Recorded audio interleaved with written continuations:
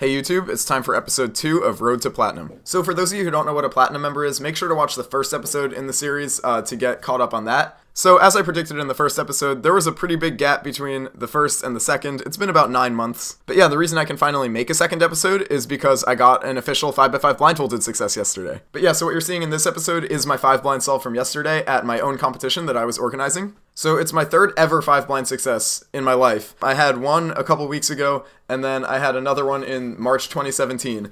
So those are the only 3 I've ever had, and all of them have actually been PBs. So this is a 25-minute and 23-second solve, which is my PB. And now that I've done this officially, I'm a bronze member, which means I have a single result in every event. So going into the competition, in some ways I didn't expect to get a 5 blind success, but in others I did. I kind of didn't expect it because 5 blind, of course, is very hard, and I only was going to have one chance because there's a 30-minute cumulative time limit. But also when I did my 5 blind solve to prepare for this competition a couple weeks ago, when I took the blindfold off, I was pretty much 100% sure that it was a success, and I kind of couldn't see how I could DNF going at the speed that I was, which makes me feel really good because I'm very confident in my ability to get a 5 blind success. Regardless of the times I get, I'm still happy that now I am capable of doing it. And kind of a funny story about this is that I was actually the only person at the competition to get a 5 blind success, so I ended up winning by default, which is pretty funny. But yeah, I want to give a shout out to Stanley Chappell, who was also there. So he is currently the 5 blinds world record holder, and he is insanely impressive at this event. But unfortunately, he DNF'd all his solves yesterday because he was going really fast. But yeah, I want to give a shout out to him because right before the round started, I asked him for some help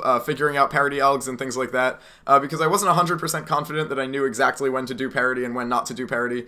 So he really helped out with that, so shout out to Stanley Chappell. But yeah, everything worked out really well for this solve. It went pretty fast for me. My hands were shaking a little bit by the end because I was getting kind of nervous and excited that I felt like I really had a success. I did end up having corner parity, but I didn't have wing parity, so it was one less parity to deal with than I might have, so that was pretty nice. The only thing that happened that wasn't ideal was that I couldn't find my blindfold the morning of the competition. Turns out I actually left it back home and I didn't have it at school at all. So I had to wear my Cube Depot jacket backwards and put the hood over my face like that. So I kind of looked really weird, but it is legal, so I'm not complaining.